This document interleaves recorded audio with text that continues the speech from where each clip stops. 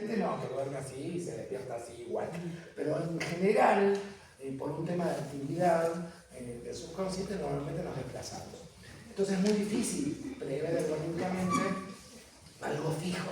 Entonces lo que se hace en ergonomía generalmente son accesorios o aditamentos, ¿sí? A veces independientes de la cama y otras veces sujetos en forma remota con una solita o en algo a la cama para que permanezca. Pero sí hay cosas que se pueden tomar en cuenta, pero no es como la silla o que sí podemos poner cosas fijas con cierta variabilidad, pero fijas. En el dormir, como estamos en un plano no consciente, no podemos prever qué hacemos mientras dormimos. Entonces, las recomendaciones son más genéricas y en general se resuelven con accesorios o cosas planificadas, pero con cierta elasticidad de disposición.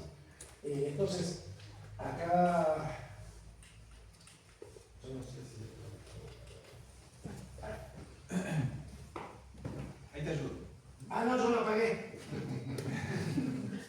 Yo lo apagué porque digo... Fíjate con el láser. Ahí está. Entonces ahí teníamos tres, ¿no? Estas son generalmente las posiciones más genéricas que usamos, ¿no? De cúbito supino, acostado boca arriba, ¿sí? De cúbito prono, acostado boca abajo, y de cúbito lateral, acostado de lado. Generalmente la que más se aconseja es la de lado, ¿sí?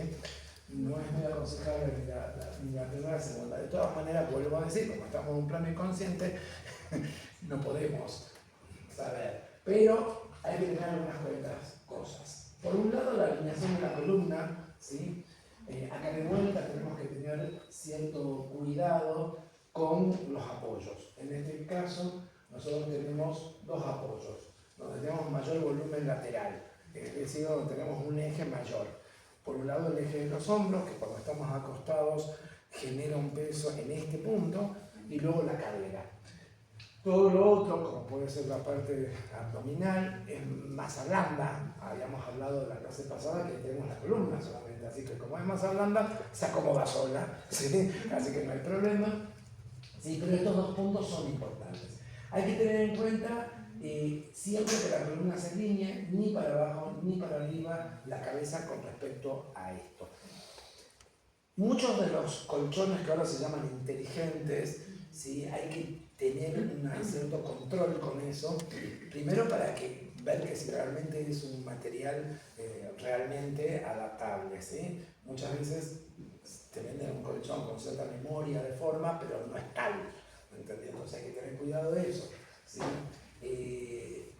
Si el colchón tiene este tipo de adaptación, que tiene memoria de forma, en general se adapta al cuerpo y luego va como replicando esas distintas posiciones que aunque variemos, siguen funcionando. Pero lo importante es mantener esto. Las proporciones y la ergonomía nos dice que en general esta posición es mucho más lograda sin almohada, ¿sí? Generalmente la almohada tiende a producir estas dos cosas. Inclusive las almohadas que tienen protuberancia cervical, que a veces tienen esta pequeña, generan esta posición, que es la cabeza desfasada hacia abajo respecto a los hombros. Ergonómicamente, lo más aconsejable es no usar la almohada. Y si se usa una almohada, se usa solamente una almohada cervical. Es decir, que solamente cubra la parte del hueco cervical. ¿Sí? Ya sea que dormamos de lado o dormamos boca arriba. ¿Sí? Inclusive hasta dormir de abajo, boca abajo también es este apoyo, ¿no? Porque ahí generalmente tenemos huecos, porque tenemos un afinamiento o un estrangulamiento del cuello y ahí hay algo que tiene que sostenerse, ¿sí? Lo ideal serían estas almohadas de pequeña, generalmente con tubulares de 10 o 12 centímetros, que no es fácil porque no estamos acostumbrados. Estamos acostumbrados más a la almohada regular. Pero lo ideal sería dormir sin almohada o un apoyo del tipo cilíndrico para esa parte, nada más, ¿sí? Vuelvo a decir, no tenemos cosas fijas. Entonces acá estamos hablando de un accesorio que es esta especie de almohada tubular, soporte tubular o soporte cilíndrico, también lo llaman, y que en algunos casos, en lo mejor de los casos, puede tener algún tipo de fijación. que puede ser o un violín o algún velcro que se pueda adherir a la superficie de la sábana o del colchón para que más o menos quede, pero no puede ser algo fijo justamente por la variación de posiciones. Es muy difícil la ergonomía fija en la posición de cúbitos, ¿sí? Estas son las cosas que hay que evitar, ¿sí? Esto es lo ideal, ¿sí? Pero en general siempre es mucho mejor el apoyo cilíndrico, ¿sí? Otra cosa que hay que ver es que además de tener la columna alineada hay que verlo en las tres posiciones, ¿no? Si dormimos de costado, lo ideal es tener un apoyo en la parte de la cintura y otro apoyo entre las piernas, ¿sí? Naturalmente hay mucha gente que duerme poniéndose algo entre las piernas, o una almohada o algo, y que sin saber por qué encuentra una posición relajada y es ergonómicamente correcto. Si nosotros tenemos estos tres apoyos, que es el apoyo en la cabeza con la protuberancia en el cervical, un apoyo lateral en la parte blanda, ¿sí? Y un apoyo de las rodillas, sobre todo porque una rodilla permanece en una posición deseable, mientras que la otra a veces está por delante o por detrás, pero si está por delante o por detrás, generalmente tiene como un corrimiento de la cadera. Lo ideal es que esté superpuesta, pero genera presión con rodilla contra rodilla, entonces hay que intercalar algo blando. Acá de vuelta tenemos un accesorio que puede estar, he visto yo por ejemplo en Japón de vuelta, elementos que se adosan al costado de la cama y que se rebatan sobre la cama, elementos blandos, ¿no? Como si fueran brazos, ¿sí? Que están sujetos a la cama o sujetos no fijos, sino que tienen algún tipo de dispositivo de unión o snaps o algo que se pueden poner y acomodar, no son elementos fijos, pero sí. Volviendo un poco a la experiencia con chiquitos con parálisis infantil, en la noche, que es el periodo de 8 o 7 horas, los niños, cuando los chicos con parálisis infantil más se deforman, porque tienen mayor periodo de libertad muscular, entonces se van atrofiando. Entonces, los chicos estos tienen, primero que se los obliga a dormir boca arriba, y segundo, tienen como una especie de semibotas, que son rígidas, de material revestido que sostienen las piernas en forma paralela y extendidas, ¿sí? Y además tienen un soporte a la altura de la caja torácica y un soporte en la cabeza. La idea es que el chico durante la noche en forma inconsciente no se vaya deformando ni vaya consiguiendo posiciones que después sean muy difíciles de revertir. Pero, vuelvo a decir, acá tenemos algo que tiene que ver con un cuadro médico. Es muy difícil en un ser humano mayor. De todas maneras, no es mala idea. No es mala idea, ¿sí? Yo también me imaginé. Yo también me imaginé. Claro, no es mala idea para un adulto. Lo que pasa es que sería como un aparato bastante grande por las dimensiones. De pronto, de un chico, estamos hablando de dispositivos bastante chicos y que en general son elementos externos a la cama que tienen velcro y que se pegan a una sábana que es de pola, que puede adaptarse al velcro, ¿sí? Porque una sábana de algodón o algo no agarraría. Pero lo que se hace es tutorial, es dar tutor al cuerpo para que el niño no se deforme. Muchas de las afecciones, sobre todo cuando somos adultos mayores, el mal dormir genera problemas óseos, problemas musculares, que si bien no hay dispositivos en el mercado de ese tipo, son fabricables y se pueden hacer. Sobre todo si es que están pensando en un usuario mayor, ¿sí? Acá la compañera en algún momento me había hablado de tu abuela, ¿era? No, ¿quién era? Está bien.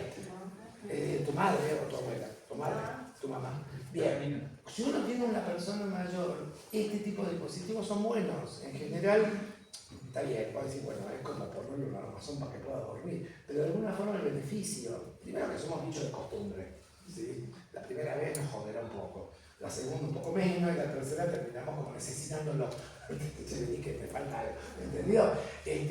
Pero generalmente lo que hacen es evitar posiciones riesgosas, ¿estamos? Entonces hay que tener en cuenta eso. Si dormimos boca arriba, bueno, el apoyo popliteo, que también es importante, ya habíamos hablado del hueco popliteo en la posición excelente, la posición de dormido es importante, ¿sí? Nadie lo usa, no existe en el mercado, ¿sí? Etcétera, etcétera, pero sería deseable, ¿sí? O sería aconsejable. El apoyo lumbar, también en el momento de dormir, si uno se pone a pensar en realidad, esto se podría resolver con pequeños cilindros siliconados o de algún tipo de rellenos que pueden servir tanto para una posición como la otra para la otra, pero en realidad son suplementos que llenan huecos para que eso descanse en una posición normal y no haya un vencimiento o a nivel óseo o a nivel muscular, ¿sí? Ahí tenemos el apoyo o almohada o dispositivo lumbar o dispositivo popliteo y la almohada que tiene el hueco ¿sí? Y por último, en el momento que dormimos, boca abajo, ¿sí? También hay un mismo apoyo en la parte blanda que es la parte. Acuérdense lo que hablamos en la clase pasada de que lo óseo en esta parte es mínimo, por lo tanto la contención por ahí sería buena porque tenemos una reducción, ¿sí? Y para que también muchas veces el mismo peso de los órganos blandos juega en contra. Hay veces que cuando uno se va a dormir y no ha pasado una hora bastante amplia, de una hora 20, una hora 40, que es el ideal de la última comida, en realidad todo el peso de lo que ingeriste te juega en contra en la cuestión posición. Fíjense que muchas veces los dolores de estómago nocturnos tienen que ver más con lo postural que con lo que comí. A veces por ahí digo, ay, porque esto es descompuesto, porque si comí sano, pero no es que comiste sano, comiste tarde y el estómago está trabajando y está cargado y tenés un peso adicional en una zona donde no hay hueso que soporte, es todo materia blanda que se puede contrarrestar por esta manera. Esto es lo único que se puede hablar en la posición de cúbito, no hay mucho más, ¿sí? No hay mucho más porque de por sí es una posición de cierto relax y además porque no hay posibilidad de dar una solución fija. Si no, no se puede porque es un estado donde si o hay alguien que te está controlando, ¿sí? Cuando se hacen estudios de apnea de sueño, que a veces es el sueño controlado, sobre todo mucha gente hace estudios de apnea de sueño por el tema de los ronquidos, del tipo de respiración, pero también hay estudios donde se estudia lo postural, ¿sí? Para ver si el deterioro muscular u óseo pasa por las horas. Ustedes tienen que pensar que la cantidad de horas que estamos durmiendo es mucha, si uno va sumando en nuestra historia de vida, son muchas, y hay veces estas malas posturas al dormir o cuestión generan tarde o temprano ciertas consecuencias físicas. Entonces, también sería bueno un estudio de este tipo. Bueno, también claro, entre que los hacemos análisis, nos hacemos cardiogramas, que sea, hacerse un estudio de posición al dormir es como mucho, pero sería bueno, sería recomendable, sobre todo cuando uno tiene algún tipo de problema, o muscular o óseo, ¿sí? La gente que generalmente tiene artritis, artrosis, deformante y ese tipo de cosas, este tipo de cosas, que son las horas de sueño no controlada, a veces suman al cuadro mucho, al cuadro, digamos, médico muchísimo, ¿entendido? Hay que tener cuidado con eso. Así que si hay que diseñar una cama, bueno, uno puede diseñar con cuestiones más que nada accesorias, ¿sí? Y prever dentro del sistema ya no sería un mueble, sino un mueble con aditamentos o con elementos que se puedan sacar y poner, ¿sí? Que por ejemplo en medicina se usan muchísimo, inclusive en medicina todas las camas que son regulables para las rodillas y que generalmente están como, obviamente uno las ve como sillas, camas de hospital o camas de clínica, pero todos deberíamos tener una, porque es más adaptable a tus huecos, ¿entendido? Así que se podría prever también, si uno quisiera hacer algo fijo, determinados dispositivos de variabilidad, sobre todo en el hueco de las rodillas, en el popliteo y algo en la parte lumbar. Si uno ve estas camas, tienen como 3 quiebres, ¿no? Uno en la parte de la espalda, que coincide con la cintura, que es el hueco lumbar, que también lo puede poner en positivo, es decir, hacia arriba, ¿sí? Y otra a la altura de las rodillas, ¿sí? En Europa muchos de los hoteles, las hotelerías, en los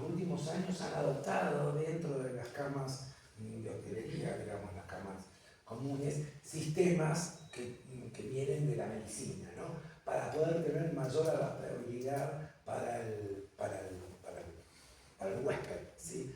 Ya estaba leyendo el otro día un informe que, por ejemplo, en Suiza, en Alemania, casi el 80% de los hoteles tienen camas con dispositivos regulables, ¿sí?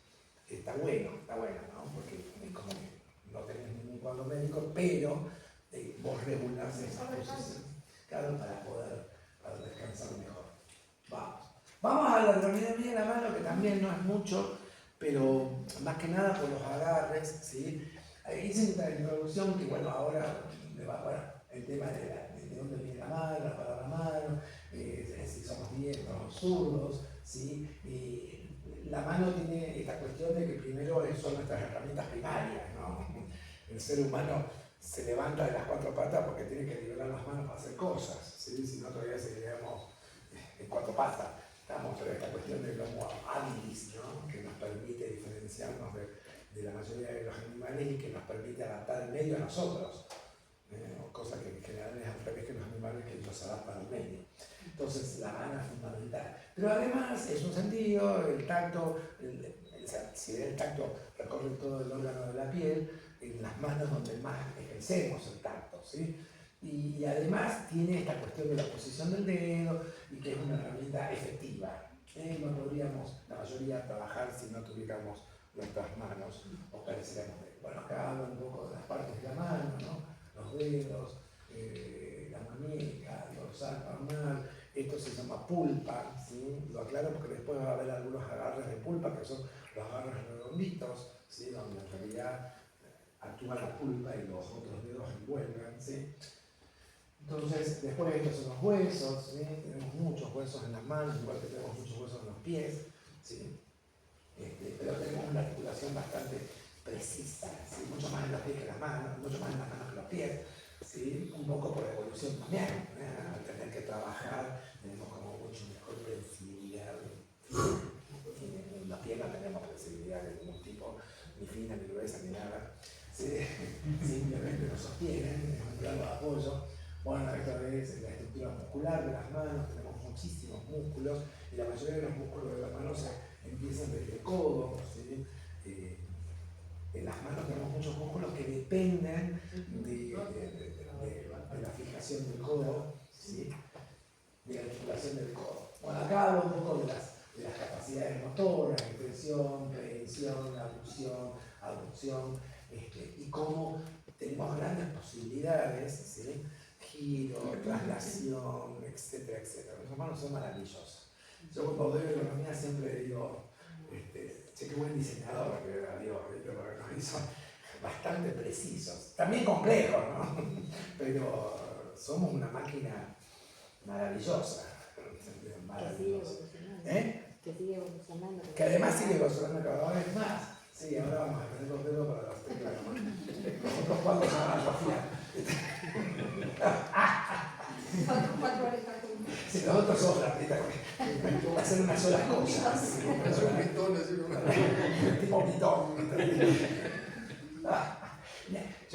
Bueno, en muchos países europeos y gran parte de Estados Unidos, ahora en las universidades se prohíbe empezar con el celular. A la entrada de la aula vos tenés una cajita donde dejas tu celular. En Japón tienen como casilleritos y todos dejan su celular.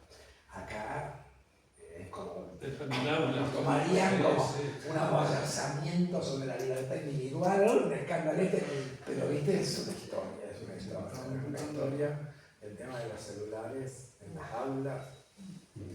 Yo doy materias teóricas, semiótica, historia del arte, historia del diseño, qué sé yo, es un tema. Yo siento que estoy con 4 o 5 y los otros 45 no están. Están ahí físicamente, pero no están ahí, digamos, intelectualmente, ¿no? Es terrible, pero bueno. ¿Qué vamos a hacer? Hay que buscar la forma. Yo digo, yo no sé de qué disfrazarme para llamar la atención, ¿viste? Para que se interesen. Pero bueno, encima ahora la facultad está haciendo ampliaciones. Taller 3, 4 y 5 lo clausuraron, todas las materias teóricas fuimos a la virtualidad. Si me sentía solo antes, ahora me siento más solo que ahora el día de la madre. No hay ninguno, ¿viste? El aula 54, voy a hacer una pregunta ¿Quién activa la cámara? Y nadie. Yo dije, chicos, uno que se peine y active la cámara. No se sentirnos tan solos. ¿Entendido? Uno. Yo me peiné para ustedes. Y ni así, che, ni así. Uno se siente muy solo.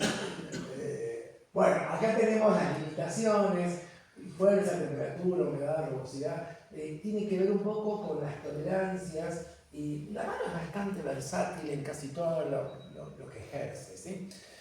Si bien esto es bastante genérico y más que nada habla un poco, yo lo que voy a hacer hincapié un poco, bueno, ahí todas las actividades que podemos hacer, cuestiones motoras, cuestiones sensibles, cuestiones automáticas. Quería mostrarles un poco algunas cuestiones de angulación, ¿sí? Que son interesantes.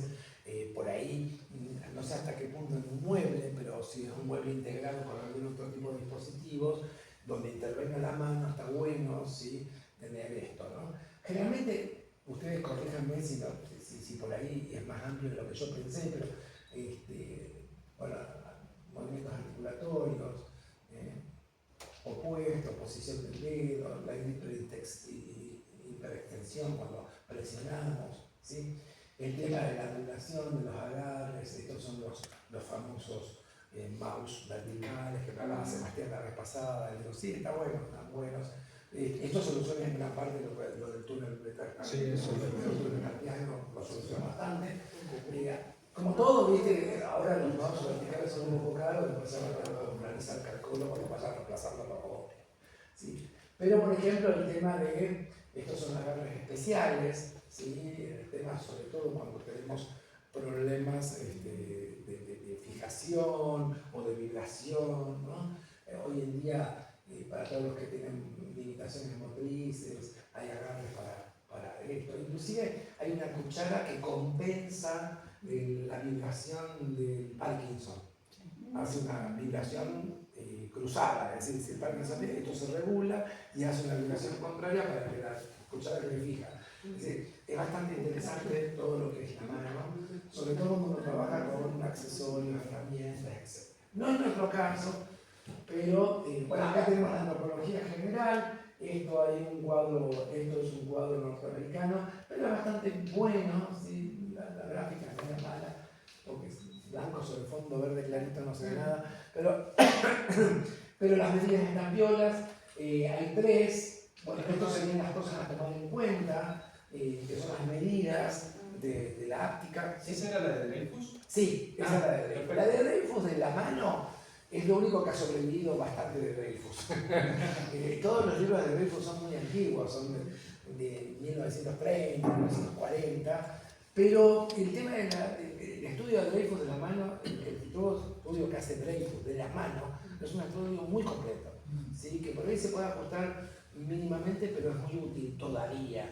Entonces, estas son las cosas que tenemos que tener en cuenta en las medidas de la mano, ¿sí?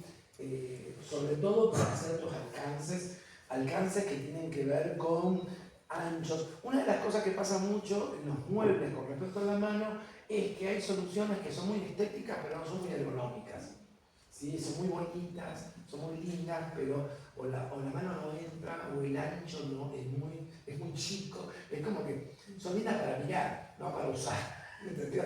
Hay que tener cuidado con esos agarres en los mobiliarios. Y en el caso de la mano, no es grave si exageramos una medida, ¿sí? Es grave si es chico, ¿sí? Entonces hay que tener en cuenta eso, ¿sí? Estas son las medidas de percentil 5 y 95 de Panero, ¿sí? Y acá es lo que creo que más nos sirve, ¿no? Los tipos de sistemas.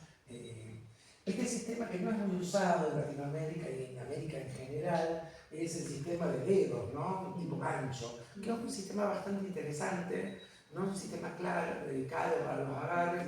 Se puede planificar en madera, se puede hacer en metal, inclusive se puede hacer blando, por ejemplo un cordón con una maderita. Entonces lo que haces vos es enganchar la maderita y agarrar, ¿sí? Y generalmente después se pincha con el talón de la mano, ¿entendido? Para cerrar. Es un sistema olvidado, es un sistema que a principios del siglo XX se usaba mucho, bueno, nunca más se usó.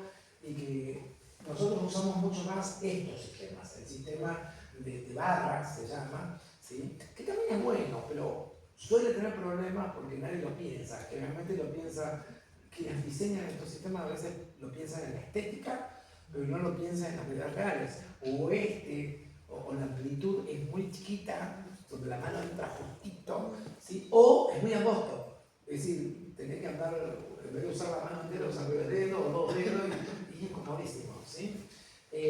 Después los sistemas blandos, que yo me acuerdo de los muebles de campo, que eran pedacitos de cuero remachado, ¿sí? Son bárbaros, son mojales, donde uno mete la mano, tira y después empuja, ¿no? Y también es un sistema que no se usa, pero yo me acuerdo en San Antonio Areco, toda esa zona del Gran Buenos Aires, muchos muebles rústicos tenían esto, aparte porque era el material que tenían, un pedacito de cuero que les sobraba de algo y un remache, un clavo y la lona, eso era toda la resolución. Y generalmente es algo bastante efectivo, ¿no? Hoy en día le podemos poner un cordón, un cacho de soga, lo que sea. Es bajo en costos, interesante en estética y ergonómicamente funciona bastante bien. Este es uno de los peores, de cápsula cerrada. Primero porque son jodidos de limpiar, ¿no? Son como cápsulas que andan a limpiar eso, ¿sí? Segundo, las medidas siempre de pifias. Entonces como que es un error. Este que es el de bulbo, ¿sí? Que se toma en la parte redondita de la mano, en la pulpa, planar, o la palma, ¿sí? Depende mucho de la medida, pero en general, por una cuestión estética, suelen ser pequeños, lo cual tampoco es muy útil, ¿sí? Lo ideal sería que sean como de una medida pulpar, que debería ser como una esferita entre 4 y 5 centímetros, estamos hablando de una señora esferita, ¿no? Las muy chiquititas en realidad también, que nos exigen cierta flexibilidad medio pequeña, no es cómoda, ni tampoco es muy aconsejable, ¿no?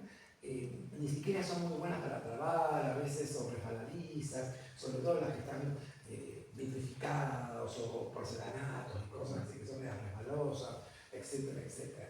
Y esta, que es de cuña, se llama, que es parecida a esta, pero un poquito más amplia, son las de los viejos archiveros de antes, ¿sí? Que tenían esta saliente que vos podías enganchar el dedo por abajo. Son interesantes, tienen que tener una medida bien pautada, digamos, ¿sí? Vamos a ver algunos ejemplos de lo que podría y lo que no podría funcionar. Bueno, las de cápsula que dijimos recién son un garrón, ¿sí? Por ahí estéticamente es interesante, pero a nivel ergonómico no, ¿sí? Salvo que tenga como una cápsula mucho más amplia y más larga, ¿sí? Pero generalmente son problemáticas, ¿sí? Esta es una versión también de arrastre con dedos, que es la última de la otra diapositiva, esta que les mostré acá, que es más aconsejable, generalmente puede ser una planchuelita, puede ser hasta un pedacito de madera curvada, puede ser, no se usa mucho y estéticamente cerrada no es mala, es bastante interesante, ¿sí? Se puede usar, ¿sí? Obviamente que también hay que pensar en qué situación lo voy a usar. Yo me acuerdo cuando nosotros éramos 4, ¿no? Mi hermana y 3 varones. Y nosotros, ya los 3 varones en una sola habitación, y mi hermana en su habitación solita, la mujer, etcétera, etcétera, y la habitación. Y teníamos una cama cucheta de 3, que era una abajo, una arriba y una que se sacaba. ¿Sí? Claro, era una cosa que medio como que no tenía cómo sacarse, tenías que meter la mano por el hueco que quedaba entre la cama y la otra cama, más o menos para pillar el borde. Pero no tenía nada, era un carrón. Y ahí dormía mi hermano mayor. Así que el Roberto cada vez que tenía que hacer era una historia. Y encima era de una madera muy pesada. Y a pesar de que tenía rueditas, ¿sí? No eran esas rueditas muy buenas. Era una historia, ¿sí? Y yo dormía arriba para el más chico. Así que bueno, siempre tenía la pared acá más o menos. ¿Sí? Porque encima eran de esas cuchetas de antes que eran robustas. La cucheta pesada, gruesa, ¿sí? Bueno, terrible. Yo de ahí, vivíamos en Orange, estaba en primer grado, y me caí de la cucheta de arriba, pero eso no fue lo grave, que ya era una altura bastante grande, ¿no? Sino que metí la pata en el ventilador. En Orange, calor de cagar. Hay un ventilador de esos redondos que tenían Como le hablamos. la rejilla media abierta, no eran muy cerrados, eran los de antes. Un escandalete, venían a las 3 de la mañana los niños corriendo al hospital, todo, y yo decía, ¿qué dirían para no la grave, no me mutaron la pierna, pero bueno, ahí aprendimos que tenemos que tener algo así. Y yo de ahí quedé medio traumado, yo duermo casi en el piso, tengo el elástico sobre el piso, no tengo cama, ¿sí? Yo duermo ahí. Tengo que tener el piso cerca. ¿Sí? Bueno, eso ya es. Bueno, estos son los que se usan mucho por un sentido estético. Los he visto mucho en muebles de cocina, los he visto mucho. Son problemáticos. ¿Son bonitos? Sí. Casi no parecen agarres, sí. Se disimulan, son puros, netos, todo lo que quiera, pero a nivel de ergonomía son un poquito problemáticos. Generalmente todos los que tienen hendidura, que a veces es una hendidura general o a veces una hendidura, digamos, en un lugar determinado, suelen tener muy poca profundidad, ¿sí? Es decir, como que los deditos te entran hasta aquícito nomás, y tampoco tienen mucha profundidad para el agarre. Entonces, como es jodidito, ¿sí? Los dedos te chocan cuando metes la mano y después tienes que hacer fuerza con las últimas falangetas, la chiquitita, que es lo que menos fuerza tenés. Vos tenés mucho más fuerza desde la pulpa, la punta tiene menos fuerza, más la pulpa es la que más fuerza tiene, ¿entendido? Así que, ojo con esto, ¿no? Yo siempre digo, tengo amigos arquitectos y todo, y digo, ustedes son muy estéticos, todo lo que quieran, pero ahí hay que meter la mano, ¿viste? ¿Cómo haces con esto? Hay que tener cuidado, ¿sí? En este caso, prefiero más las salientes que las bajo relieve, no sé cómo se llaman, las que entran, ¿entendido? Y si entran, hay que prever que sea como un hueco interesante, ¿no? Que pueda entrar por lo menos la mitad de la mano para generar algún tipo de gancho. Si no, es difícil hacer esto. Doblar la última falange, ¿entendido? No es muy natural, ¿entendido? Es como que uno normalmente hace este tipo de ángulo, pero en este lugar no entra ni siquiera este ángulo, entonces hay que tener cuidado. Banco que son estéticamente bellas, ¿entendido? Porque vos decís, no, todo distinto, nada sale. Pero hay que pensar un poco en la ergonomía y hay que ver. Bueno, estas son las de pulpa, lo que les decía, que también hay un tema de escalas ahí. Generalmente son muy chiquitas, que son demasiado pequeñas. Termina siendo tirador, Claro. no de pulpa. Exacto, deberían, son redondas justamente. Pero lo terminas haciendo Terminas haciendo esto. la pinza. Pero si el movimiento es ese, sería mucho más natural algo lineal, no algo redondo. La cuestión de los agarres redondos tiene que ver sobre todo con el apoyo pulpar, pero esto nunca llega a la pulpa, es como que terminas como con estos deditos tratando de abrir eso. Si encima esto tiene como, es un cajón que está lleno de cosas, que tiene cierta resistencia, es como difícil, resbaloso. Es como, hay que pensarlo, ¿sí? Para mí... Nosotros acá tenemos un cajón en la sala de reuniones, que se salió el tirador, digamos, en un cajón grande, todo así pesado. Tenía un solo, así, creo que era así, en un solo extremo. Obviamente se despegó. Ahora compramos unos tiradores, todavía no le pusimos unos así de esos. De barra. Pero el cajón está siempre abierto, porque encima, una vez que lo cerraste, Chao. con un cuchillo, con o sea, todo muy bonito, está tight, o sea, pero bueno, no sé originalmente cómo era, porque está solo el hueco de donde iba, es decir, un cajón así, y un solo tirador en el extremo así, o sea, no hay Aparte forma. usted tiene que pensar que estos son agarres de algo que tiene su peso propio. Si es un elemento de guardado, tiene un peso adicional además del propio material del cajón, ponele, en lo que tiene adentro ese cajón. Mi hermano pobre que sacaba la cama de abajo y que era una madera muy pesada y encima, ¿entendido? La combinación de un mal agarre con ruedas que no son buenas, era como un garrón. Hay que pensar en eso. Por ahí, yo entiendo que uno muchas veces toma decisiones desde una mirada estética, pero son elementos que se abren, se cierran, y a veces tienen como mucho uso y hay que tener en cuenta esas cosas, ¿no? ¿no? No hay que olvidarse que esto tiene una situación de uso que puede ser crítica. ¿Estamos? No hay chance de que esto te lastime, pero sí desgasta la principalidad y termina siendo... Hay lugares que vos decís, no, mira, me busco al otro lado porque es una historia directo, o cerrar esto, ¿entendido? Entonces hay que pensarlo así. Estos son los ideales, ¿no? Los de barra, ¿sí? Está bien, no están tan integrados, todo lo que quieran, inclusive hay distintos diseños, hay que apañarse también para diseñar estos herrajes o estos agarres, ¿sí? Creo que también amerita que uno piense algo interesante con el estilo, pero nunca dejando de pensar en la ergonomía y en la accesibilidad de la mano, ¿sí? Estos que son los que le decía que yo no los he visto mucho, ¿sí? Inclusive pispeando. Yo hace poco, en julio, en julio, me hice un molde de cocina, para lo cual estuve ahorrando un tiempazo porque sale un huevo, digamos, uno bien hecho y a medidas tiene su costo. Pero bueno, queríamos hacer, etcétera, etcétera, y estuvimos viendo, y casi todos los lugares donde venden el rack, no existe, o no tienen nada parecido. Encontré en un lugar de herraje en Salta, que es la más antigua, y dije, sí, hay algunos que quedaron ahí, que no sé qué, y al final era un poco más inglés, que parece más fuerte, parece bronce o algo así. Pero ahí conseguí algunos, ¿sí? Pero tampoco tenía mucha cantidad y me iba a poner a 3 cajones sí, 2 cajones no, así que me venía poniendo unos de barra, ¿sí? Con bastante buen diseño, lindos, ¿sí?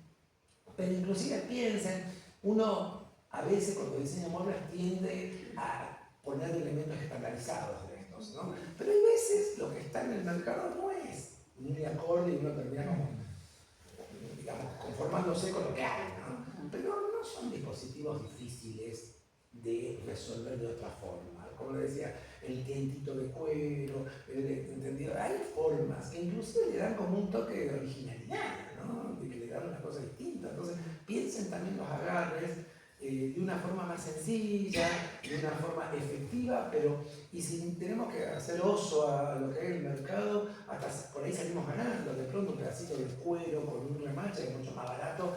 Una de las cosas que para mí a veces están sobrevaluadas, ¿viste? Los herrajes, ¿viste? Están carísimos. Decir, che, el cacho de metal tampoco me joda, decir, que estoy pagando oro, ¿viste? ¿Entendido?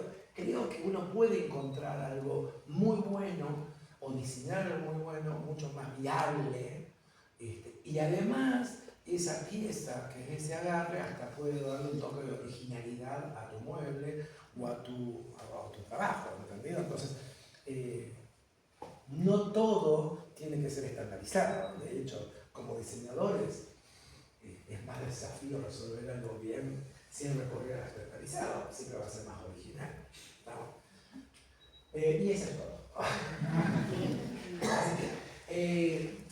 Yo esto es lo que la clase pasada, de esta clase o de esta charla que hemos, es lo que yo creo que les puede servir, ¿sí? Como se han dado cuenta, la ergonomía es un denso, es muy amplio, es muy grande. La mayoría de las clases, lo que les compartí en realidad, en casa tuve que sacar cosas, ¿viste? Como para decir, a ver, no me quiero ir por las ramas, aunque esto me parece útil, pero es como un docente a veces quiere dar todo y bueno, tenemos una limitación de tiempo y vayamos a algo que sea útil para los muebles, que es aparte de lo que nos ocupa.